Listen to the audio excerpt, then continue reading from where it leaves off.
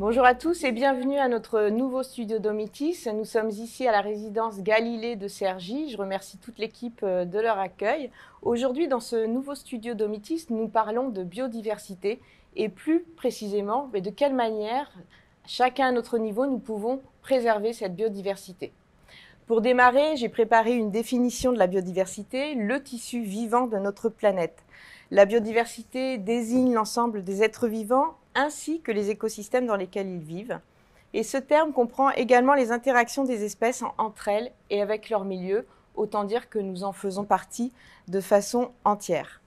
Pour en parler aujourd'hui, je vous demande d'accueillir mes invités, Charlotte Ulry, chargée de mission Oasis Nature et de l'association Humanité et Biodiversité. Bonjour. Bonjour Anne. Alain Nessens, administrateur Humanité et Biodiversité, référent Oasis Nature. Bonjour. Bonjour Anne. Et enfin, Adrien Sylvestre, responsable espace vert et aménagement extérieur chez Domitis. Bonjour Adrien. Alors, je commence par vous, Charlotte. Vous animez le réseau Oasis Nature. Vous communiquez sur toutes les actions qui sont mises en place. Vous accompagnez les partenaires et les particuliers également dans leur démarche avec énormément de ressources et d'outils que vous créez. Est-ce que vous pouvez nous dire un petit peu au niveau international quelles sont les démarches, les engagements pris par les différents gouvernements? Voilà, où est-ce qu'on en est au niveau international sur la préservation de la nature et de la biodiversité? Merci Anne. Donc oui, au niveau du contexte international, il faut savoir que les États agissent et essayent d'agir depuis plusieurs décennies. On pense notamment à la Convention de Rio, qui a lieu en 1992 lors du Sommet de la Terre, où en fait les États ont quand même reconnu leur responsabilité dans la dégradation du vivant et se sont dit que potentiellement, puisqu'on a détruit quand même la nature, autant essayer de trouver des moyens à échelle internationale pour agir, pour sauver le vivant. Donc, dans cette idée, il y a eu par exemple l'agenda 2030 qui a été fait au niveau des accords de Paris et qui a créé en fait, et de là est né les 17 objectifs de développement durable. Donc ça, voilà, c'est une politique internationale dans laquelle chaque État après peut se retrouver et peut essayer d'agir. En fait, l'objectif de ces objectifs de développement durable, ils ont l'ambition d'éradiquer la pauvreté et les inégalités au travers de mesures de transition écologique et solidaire. Il y a notamment deux de ces objectifs qui concernent directement la vie aquatique et la vie terrestre. Donc en fait, on va dire qu'il y a un contexte international qui existe, mais est-ce que finalement la solution serait-elle pas un petit peu plus au niveau national et au niveau local?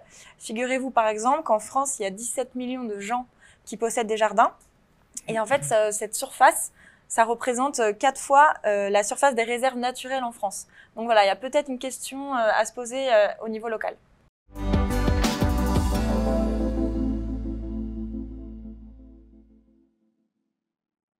Alors Alain, comment est née cette association?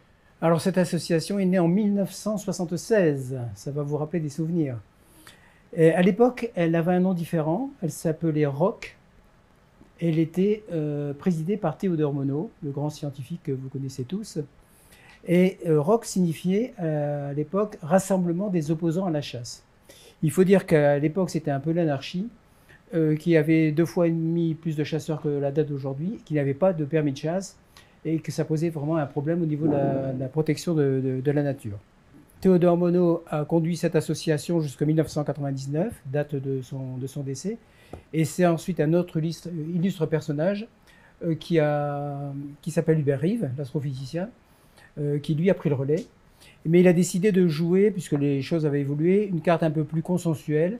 Il a souhaité qu'on s'appelle Ligue ROC, et ensuite, pour devenir en 2012, Humanité et Biodiversité. Le climat avec les chasseurs s'étant apaisé. Alors, son leitmotiv à Hubert Reeves, c'était de dire la biodiversité nous concerne au premier chef, car la biodiversité, c'est nous et tout ce qui nous entoure. Depuis ce temps-là, donc, nous avons été affiliés à la Fédération Nord Nature Environnement et également à l'UICN, l'Union internationale pour la conservation de la nature. Nous avons deux axes de réflexion, un axe plaidoyer, dont je vais vous dire quelques mots, et un axe plus terrain qui concerne les oasis nature, on aura l'occasion d'en parler. Et sur le plaidoyer, c'est vraiment essayer de faire en sorte de faire bouger les lignes auprès des politiques. Alors nous le faisons seuls, mais nous le faisons également avec d'autres associations, notamment avec Cap Nature et Biodiversité, qui regroupe 14 associations, et également avec le Pacte du pouvoir de vivre. Là, c'est plus original, c'est une soixantaine d'associations, mais ça peut être aussi bien un syndicat comme la CFDT, par exemple, ça peut également être l'association Abbé Pierre, etc. Donc, il y a vraiment une concentration d'associations complètement différentes, et je pense qu'ensemble, on fait du bon travail. Et notre organisation fait en sorte que chaque administrateur pilote une région. Donc, moi, par exemple, je suis référent pour les Hauts-de-France, et c'est moi qui m'occupe d'animer, de piloter les Hauts-de-France. Oui, alors combien aujourd'hui de référents régionaux? Alors, je crois que nous sommes 11 ou 12, 11. Oui, et on voit sur la carte. Voilà, la carte est là. Bien répartie sur le territoire. Ça. Voilà, donc ça doit être 11, hein, ça fait erreur de ma part. Oui, c'est ça, c'est 11. Voilà. Et nous avons donc en charge ces régions parce qu'il était important d'avoir un relais, je dirais, physique sur le terrain. Est-ce que Humanité Biodiversité a créé des supports, des livrets, des choses qui peuvent guider de nombreuses publications, donc des publications scientifiques. Il y a eu des publications qui étaient fort importantes, qui étaient le livre blanc de la biodiversité, qui était l'œuvre commune de plusieurs organisations environnementales. Mais on traite des sujets très différents comme les présidentielles, l'artificialisation des sols, l'animal être sensible, la chasse, la santé, la politique agricole commune. Vous voyez, c'est vraiment très vaste. On travaille sur ces thèmes-là et on essaye de faire avancer les idées et les choses en partenariat avec d'autres associations. D'accord, très bien, je vous remercie. Alors également, on va rétrécir un petit peu le spectre. On a parlé un petit peu de l'international. Au niveau territoire, on a quand même des choses, des associations qui se créent, des collectifs d'associations.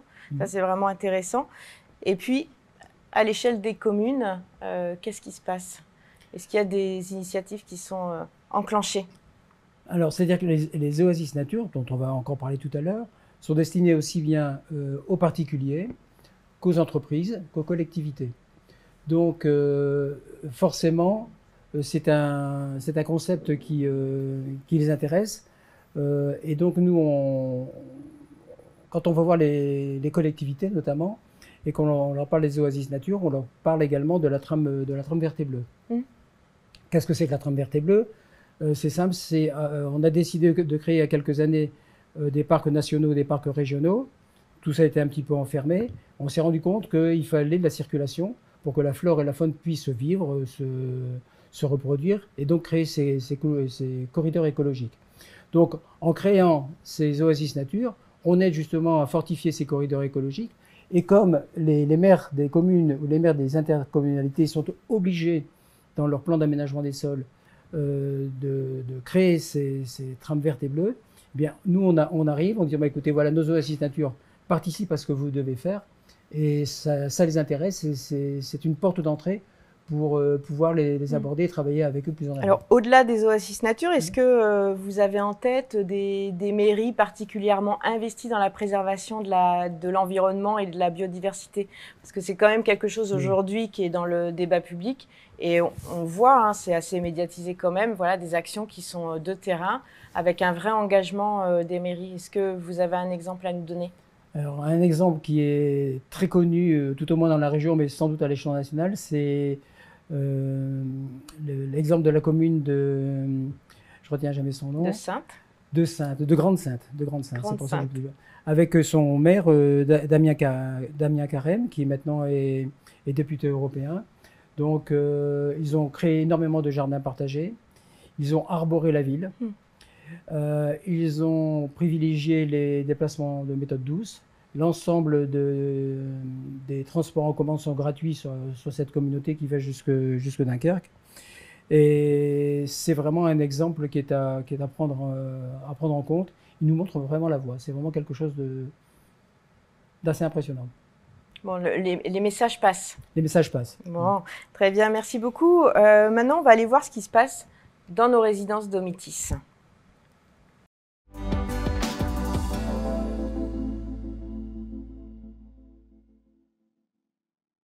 Alors Adrien, quelles sont les démarches, les engagements pris par Domitis dans la préservation de l'environnement et de la biodiversité? Alors, les engagements pris par Domitis, effectivement, ils sont relativement nombreux. Ils ne sont pas récents, contrairement à ce qu'on peut penser, les premiers engagements datent de 2012. Mais récemment, effectivement, on a pu se rapprocher de l'association Humanité et Biodiversité pour inscrire et pour peut-être mettre en avant ce qu'on faisait jusqu'ici dans le cadre de notre politique RSE du groupe. La politique RSE, pour ceux qui ne le savent pas, c'est la responsabilité sociétale et environnementale de l'entreprise, avec une démarche volontaire qui va intégrer des enjeux sociaux, des enjeux économiques et des enjeux environnementaux. C'est principalement le sujet ici. Alors, ce travail avec l'association, c'est un double engagement pour Domitis. Il y a un engagement qui est plutôt orienté vers le résident, vraiment, avec une amélioration de son cadre de vie, l'objectif de favoriser son bien-être en résidence et dans nos espaces verts, dans nos espaces extérieurs. Et puis, un deuxième qui est plutôt orienté vers le développement de résidences plus respectueuse de l'environnement, avec un vrai volet préservation de la biodiversité.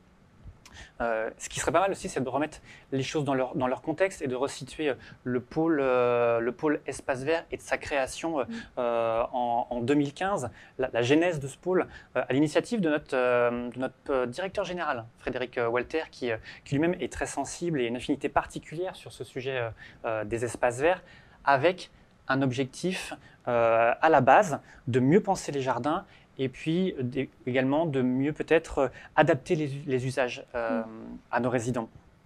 Ce travail, il est quotidien avec nos équipes en interne, nos équipes d'une part de conception, de création, et puis d'autre part nos équipes d'entretien, les fameux chargés de maintenance qu'on va retrouver sur les résidences et qui au quotidien entretiennent nos jardins, nos espaces et les bichonnent pour qu'ils puissent être propres et correspondre aux attentes de nos résidents. Cette orientation, on l'a mise en place dès 2015 avec des pratiques qui vont être relativement respectueuses et de plus en plus respectueuses de l'environnement. Des pratiques qu'on pourrait citer, par exemple, des paillages de plantation au moment de la mise en œuvre et conception des résidences pour garder l'humidité, économiser l'eau. Des pratiques de mise en place de végétaux plus adaptés, là également au climat et aux conditions locales. Et on pourrait également citer des pratiques d'entretien.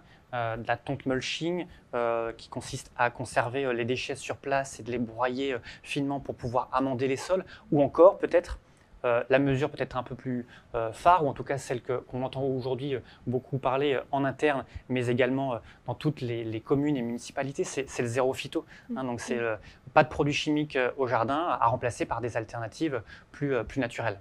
D'accord. Cette démarche et puis les engagements qui ont été pris par Domitis, ça s'est vraiment concrétisé aussi par la signature d'une convention de partenariat avec Humanité Biodiversité, en tout cas pour une partie des engagements. Tout à fait. Alors, en quoi ça consiste ?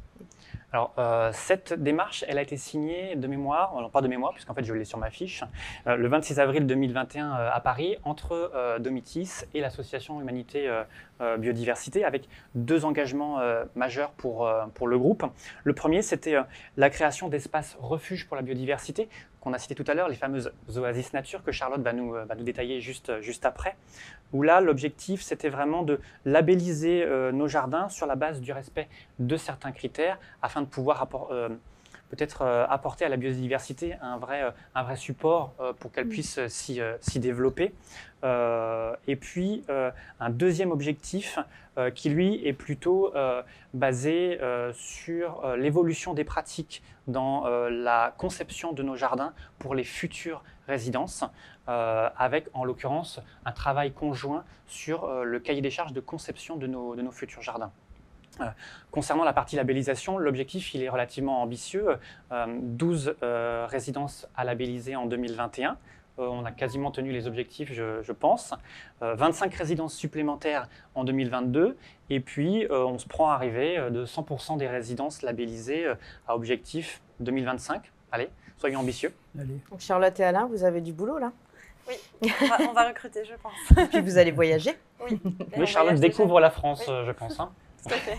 Alors justement, on va aller un petit peu plus dans le fond du sujet de l'Oasis Nature et savoir exactement en quoi cela consiste.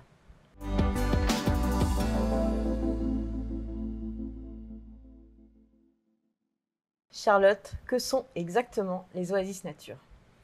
Alors, le principe des Oasis Nature est né il y a 10 ans, sous la présidence de notre ancien président, M. Hubert Reeves. En fait, il faut savoir qu'à la fin de ces conférences, les gens venaient le voir et lui disaient « Bon, bah, c'est bien beau tout ça, mais moi, qu'est-ce que je peux faire? Moi, qu'est-ce que je peux faire à mon échelle pour la biodiversité ?» Donc, il a eu l'idée de création de ce réseau. Alors, qu'est-ce que c'est concrètement une Oasis Nature? C'est un espace dédié pour la biodiversité, où en fait, voilà, ça peut être un rebord de fenêtre, ça peut être un balcon de 2 mètres carrés, ça peut être un domaine de plusieurs hectares, peu importe la surface, mais en fait, les gens qui s'inscrivent dans cette démarche et qui enregistrent leur espace vert dans le réseau Oasis Nature, ils choisissent de respecter une charte, donc on l'appelle la charte des Oasis Nature. C'est une charte en 6 points. Donc voilà, elle s'affiche à votre écran. Il y a 6 points. Donc c'est spontanéité, naturel, diversité, sélectivité, sobriété et solidarité. Donc voilà, un sacré programme. Et il faut savoir que les gens du coup qui s'inscrivent dans ce réseau-là et qui respectent la charte, ils ont accès à des ressources pédagogiques pour développer leur Oasis Nature. Et aussi, ils apparaissent sur notre carte interactive qui est disponible sur notre site internet. Donc c'est la carte de géolocalisation des Oasis Nature. Où voilà, en fait, plus on zoome, plus on a le détail des différents Oasis Nature qui sont en France et en Outre-mer. On en a jusqu'en Polynésie française. Et puis, plus vous allez dans le détail, plus vous pouvez voir et même cliquer sur les profils des Oasis Nature pour voir un petit peu qu'est-ce qui se fait. Donc là, par exemple, on a l'exemple de la résidence de Montivilliers, la Poudre de Lin, avec un petit peu le détail de ce qui se trouve dans cette Oasis Nature. Aujourd'hui, il y a 1550 Oasis Nature partout en France et Outre-mer, comme je vous l'ai dit. Soit 7000 hectares concernés. La plupart de nos Oasis Nature, elles se situent en milieu urbain et périurbain, ce qui montre quand même qu'il y a une forte appétence, en tout cas un intérêt pour les gens qui habitent en ville, voilà, d'aller plus loin et de rentrer dans une démarche de végétaliser son espace. On pense notamment voilà, à un îlot de fraîcheur que ça peut apporter dans les villes où souvent on se sent un petit peu confiné et où la chaleur est beaucoup plus forte que dans les espaces plus naturels. Donc, en appliquant la charte des Oasis Nature, les gens voient vite apparaître une flore et une faune qui est vraiment variée. Et puis, en rentrant dans un réseau d'acteurs, voilà, pour l'environnement, on va dire que l'échelle locale, elle se combine vraiment avec ce dont Alain a parlé tout à l'heure, la trame verte, la trame bleue. On participe, les gens participent vraiment à composer une mosaïque d'espaces favorables à la biodiversité. On les voit là à l'écran, hein. Donc ça permet en fait de relier les Oasis Nature entre elles, ou en tout cas les secteurs préservés entre eux, voilà, que ce soit terrestre, aquatique. En fait, d'oasis en oasis, on peut vraiment œuvrer tous ensemble en mettant sa petite pierre à l'édifice pour améliorer la connectivité des espaces naturels entre eux. Et puis, notre charte, elle invite également à se poser la question de la pollution lumineuse. Donc, c'est dans le point sur la sobriété, puisque la pollution lumineuse, et vous pouvez le voir avec cette carte qui a été développée par l'Observatoire national de la biodiversité, elle a un impact vraiment néfaste sur beaucoup d'espèces qui vivent la nuit. Donc voilà, cette carte, elle essaye de répondre à la question « Où fait-il encore nuit noire en France métropolitaine ?» Bon, on peut le voir. Vraiment, ça reste des tout petits morceaux où il fait encore nuit noire. Donc voilà pour notre charte et puis la présentation en gros du réseau Oasis Nature. Très bien, je vous remercie Charlotte. Alors Alain, votre rôle dans toute cette aventure? Alors voilà, les gens ont décidé de créer une Oasis Nature sur leur balcon ou dans leur jardin. Ils nous demandent concrètement qu'est-ce que je fais. Ouais. Parce que souvent les gens sont de bonne volonté mais ils ne savent pas. Donc, on va prendre l'exemple du balcon. On peut déjà y mettre des plantes grimpantes, par exemple.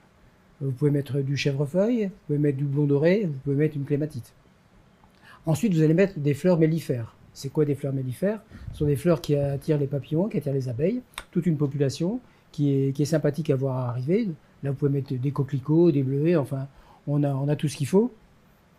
Et vous pouvez mettre également des plantes aromatiques, du thym, de la lavande, des fines herbes.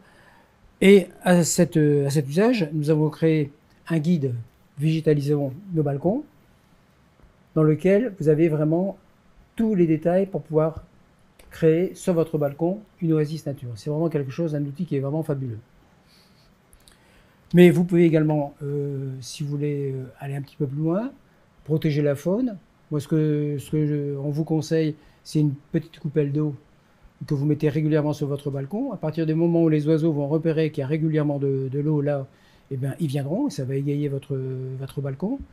L'hiver, vous pouvez mettre une mangeoire, alors qui est à utiliser du mois de décembre, mi-décembre à début mars, uniquement pendant la période dans laquelle il fait froid. On n'utilise que des graines de tournesol. Et vous pouvez mettre aussi, si vous voulez aller encore un petit peu plus loin, des gîtes à insectes qui sont destinés aux abeilles solitaires, qui ne sont pas dangereuses, qui sont ce qu'on appelle les osmies. Donc on a plein de pistes, et ces pistes-là sont vraiment répertoriées dans ce guide qui est vraiment super intéressant parce qu'il est concret. Alors au-delà des balcons, puisque autour des domitis, on a des terrains qui sont arborés, on peut mettre des nichoirs, 1, 2, 3 nichoirs. On peut peut-être aussi apprendre à couper l'herbe un petit peu moins rase.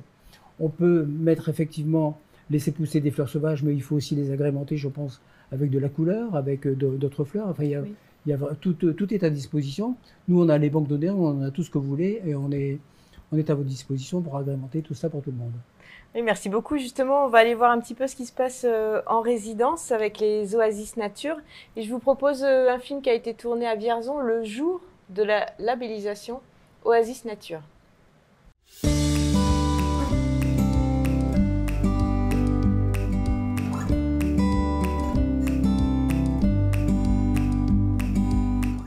Alors inaugurer une oasis nature, c'est toujours une fête parce que notre slogan c'est « Il n'y a pas d'espace perdu pour la biodiversité ». Et le fait d'inaugurer un espace avec une diversité d'endroits, donc pour des espèces différentes, des insectes, des plantes, des oiseaux, c'est toujours un bonheur. Et en plus, le temps est superbe, donc c'est effectivement l'occasion de vraiment fêter le retour de la nature et dans ce lieu, effectivement, où on peut rêver de voir peu à peu des tas d'espèces invitées ou qui s'inviteront venir découvrir cette oasis nature.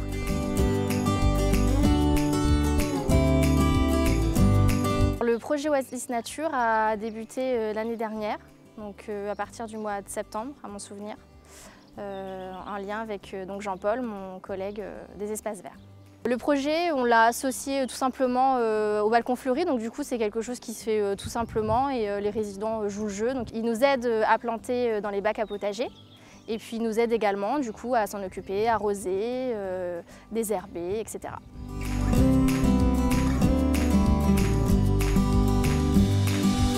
L'entretien d'un oasis nature au quotidien est assez simple. Il faut suivre la nature, tout simplement, les saisons, en taillant les haies à des périodes favorables pour les oiseaux, en mettant des arbres à insectes dans nos bacs à herbes aromatiques. Nous privilégions l'arrosage par bac de récupération d'eau, aussi avec un puits que nous avons la chance d'avoir. Et donc, du coup, voilà, c'est suivre les saisons, suivre la vie autour de nous, car la faune et la flore sont aussi très importantes dans l'oasis nature.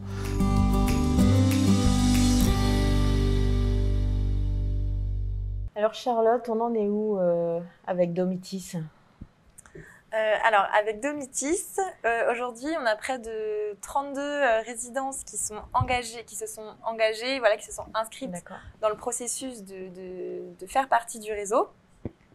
Il y a aussi 25 au total qui sont déjà inscrites et qui d'ailleurs apparaissent dans la carte de géolocalisation dont j'ai parlé tout à l'heure. Et puis voilà, qui ont tout simplement accepté d'appliquer la charte, dont la résidence de Cergy dans laquelle nous nous trouvons aujourd'hui d'ailleurs. Et puis, avec les autres membres de l'association, donc que ce soit moi, Alain ou aussi mes collègues et puis les autres administrateurs, on a déjà fait plusieurs fois des interventions dans la résidence sous forme de conférences ou bien d'ateliers où on vient sensibiliser sur nos thématiques de travail les résidents et puis aussi les équipes. Donc vous échangez directement avec les résidents qui sont présents et intéressés. Exactement, on échange directement avec eux et puis c'est toujours... C'est toujours assez génial en fait d'avoir leur retour et puis voilà un petit peu comprendre la relation qu'ils ont avec la nature. depuis qu'ils sont petits. Il y en a beaucoup, ils aiment raconter leurs souvenirs. Voilà, il y a toujours des moments d'échange assez, assez importants. En tout cas, moi, ça me tient beaucoup à cœur et puis c'est toujours des moments très riches. Merci Charlotte. Adrien, qu'est-ce qui se passe le jour de la labellisation? On boit un coup, qu'est-ce qu'on fait? On boit un coup, évidemment, mais on finira par ça, on va dire. Ça, c'est la récompense de la journée de labellisation. Mais comme le disait Charlotte, il y a souvent, non pas tout le temps finalement, une conférence qui est organisée par l'association sur des thématiques différentes. Je crois qu'on a eu, Charlotte pourrait peut-être en citer quelques-unes. Oui, alors par exemple, il y a eu des hommes, des forêts et de la biodiversité. Il y a eu accueillir la biodiversité ordinaire dans mon jardin. Il y a une autre conférence aussi, mais à quoi sert la biodiversité? Est-ce qu'elle a besoin d'être utile pour qu'on lui laisse le droit d'exister et de s'exprimer? Voilà, et puis bon, il y a eu des ateliers de plantation aussi. Voilà. Les conférences, à chaque fois, elles sont animées par des acteurs du réseau. Ce sont des acteurs régionaux qu'on a vus tout à l'heure, notamment, ou des acteurs nationaux qui se déplacent jusque sur nos résidences pour pouvoir passer un petit moment et échanger avec nos résidents pour les sensibiliser à ces sujets.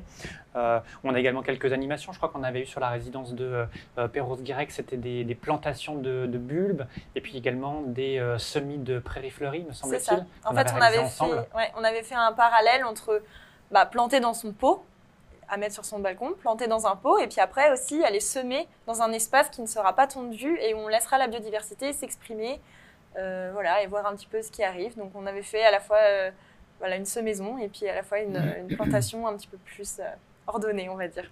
Et puis on termine tout ça par du coup la pose du panneau, généralement à l'accueil de la résidence ou dans le jardin, comme on a pu le voir dans le petit reportage. Et puis évidemment, c'est ce qu'on disait, un petit verre à boire, quelques petites choses à grignoter et surtout un bon moment passé ensemble, un temps d'échange et de convivialité. Alors, on ne l'a pas dit tout à l'heure, mais à Cergy, ils ont le panneau également Oasis Nature. Ils ont été on a pu apercevoir au jardin, oui. Combien de temps? Je sais pas. C'était une des résidences candidates l'année dernière, donc c'était il y a 1 an. La labellisation elle a eu lieu en septembre, donc septembre 2021. D'accord. Donc ça ne s'arrête pas là. Une fois la labellisation faite, l'aventure continue avec Oasis Nature. Et là, nous allons voir un reportage qui a été tourné à l'Aillé, donc 1 an après la pose de cette fameuse plaque.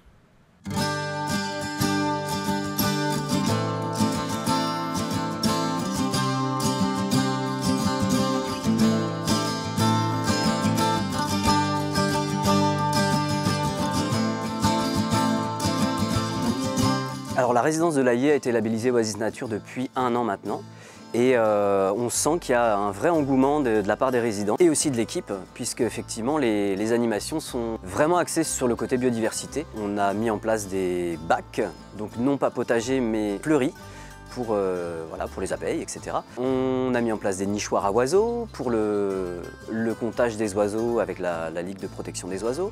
On participe aussi à des balades fleuries avec les jeunes du service civique pour fleurir les fossés, les bas-côtés. Et puis on observe notre friche tous les jours pour voir effectivement l'évolution des sols et de la biodiversité dans cette friche. J'ai une dizaine de résidents qui sont vraiment assidus sur les animations nature et notamment sur le projet des balcons fleuris qu'on met en place cette année. Donc effectivement on voit bien qu'il y a un côté esthétique qui est très présent pour les résidents. On embellit la résidence et en plus il y a un côté utile pour les insectes qui viennent polliniser nos fleurs. Nous avons eu 5 participants.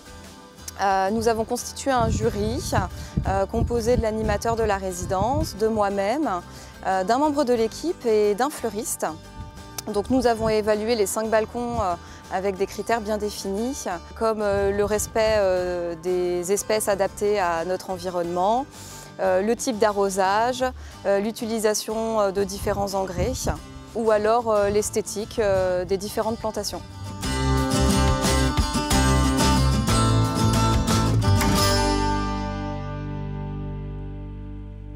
De très, très, très jolies images. Merci beaucoup à notre vidéaste Arnaud. Alors Adrien, on entendait l'animateur de l'Aillé parler du concours des balcons fleuris. En quoi ça consiste ? Alors c'est une initiative qu'on a mis en place cette année pour la première fois, en tout cas à l'échelle nationale. On a, je crois, une quarantaine, 40-45 résidences qui ont pu y participer. Et donc du coup, on pourra vous annoncer très prochainement les 3 lauréats et on espère avoir encore plus de candidats l'année prochaine. L'objectif, c'est vraiment de pouvoir fleurir ces balcons et d'aller un petit peu plus loin dans la recherche de la diversité au niveau des végétaux pour pouvoir accueillir justement ces insectes, ces oiseaux chez soi. Donc voir comment on peut au-delà des simples géraniums ou pétunias qu'on a l'habitude de mettre, aller un petit peu plus loin et pouvoir derrière multiplier les initiatives à ce niveau-là. D'accord. Est-ce qu'il y a d'autres actions qui sont mises en place dans cette recherche de contribution à la préservation de l'environnement? Oui, elles sont nombreuses. On l'a vu d'ailleurs qu'elles ont été citées dans le reportage par Jonathan notamment et un petit peu évoqué tout à l'heure par Alain. On a tout ce qui est construction d'abris, alors hôtel à insectes, nichoirs pour les oiseaux qu'on peut faire tous ensemble en atelier sur la résidence ou chez soi si on est plus bricoleur. La mise en place de prairies ou de zones qui vont être peut-être laissées libres ou fauchées à des intervalles beaucoup moins réguliers que pourrait être entretenue une pelouse par exemple. L'installation de petits points d'eau, tout à l'heure Alain nous l'a très bien cité. On pourrait parler également d'éco-pâturage pour les plus grandes résidences. Je pense aux résidences de Montivilliers qu'on a citées tout à l'heure, sur lesquelles on a un groupe de chèvres qui entretient une partie des espaces extérieurs. Sur la résidence d'Angoulême, on a effectivement des alpagas qui tondent le gazon. Et puis sur Vichy, comme le disait Charlotte, qui est d'ailleurs labellisé Oasis Nature depuis peu, on a des moutons qui gèrent une partie des espaces extérieurs. Et puis, qu'est-ce que je peux encore vous citer comme initiative? L'installation de ruches en résidence. Je vous ai apporté là sur la table, il y a deux petits pots de miel qui viennent pour l'un de la résidence de Perros-Guirec qui a installé des ruches avec des abeilles noires de Bretagne sur les toitures de sa résidence. Et puis l'autre, elle vient de la résidence de Caen où là aussi, ce sont des abeilles régionales qui butinent. Et puis ensuite, le miel est collecté et puis distribué à nos résidents ou partenaires en guise un petit peu de récompense, mais aussi de sensibilisation sur ce sujet de biodiversité. En tout cas, ça emporte beaucoup de gens dans ce type d'aventure. Je veux dire, ça fait parler, les gens ont envie aussi de contribuer. Tout à fait, parce qu'on voit que c'est des sujets qui sont vastes. Et puis, je tiens au passage à remercier les 3 premières résidences qui nous ont fait confiance dans la labellisation. La résidence de l'Aillé qu'on a pu voir à l'écran et les résidences de Arras et de Perros-Guirec qui étaient toutes les 3 particulièrement enjouées et pleines de dynamisme quand on leur a proposé de nous suivre dans cette démarche.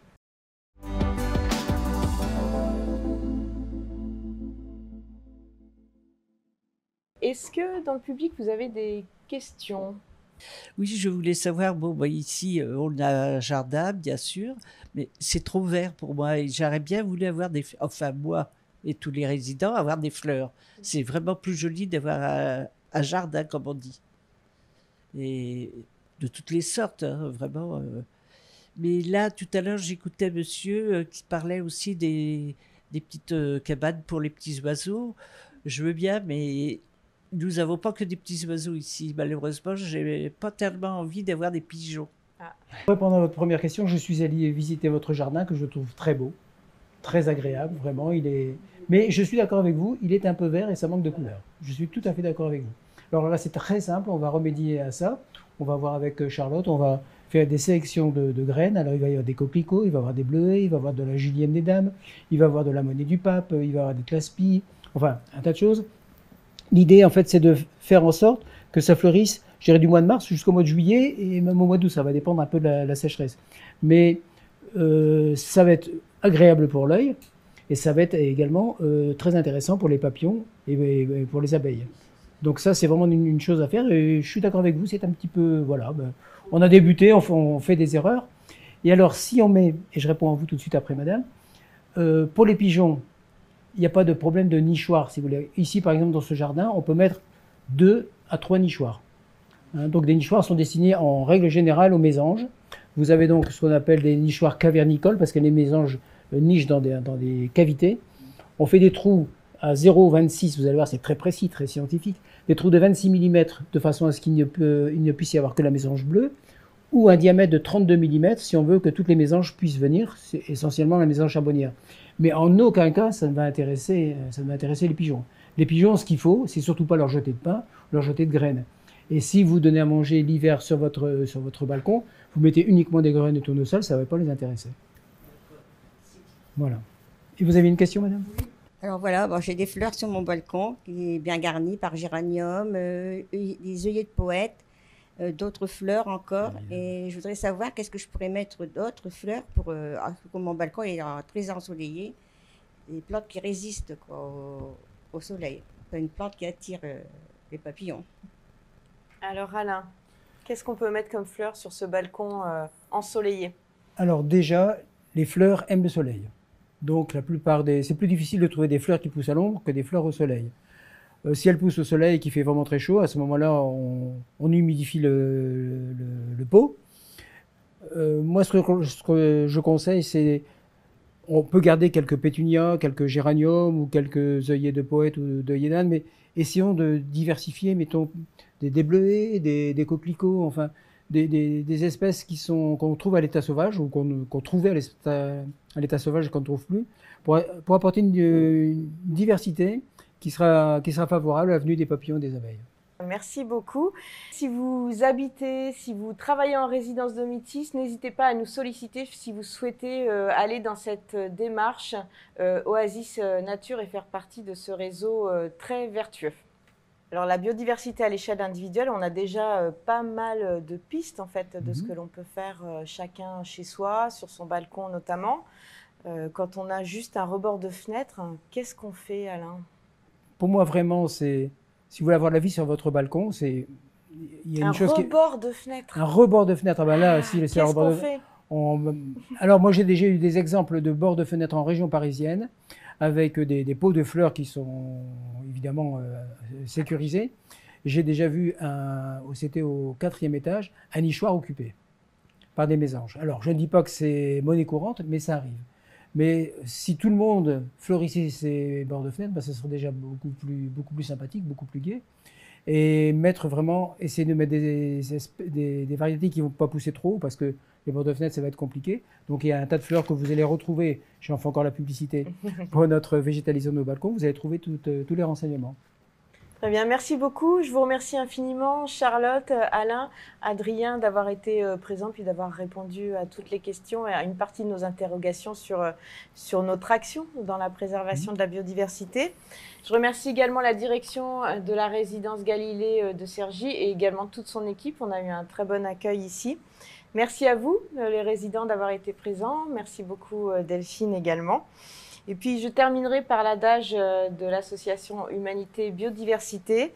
La biodiversité partout, par tous et pour tous. Au revoir à tous, merci et à très bientôt.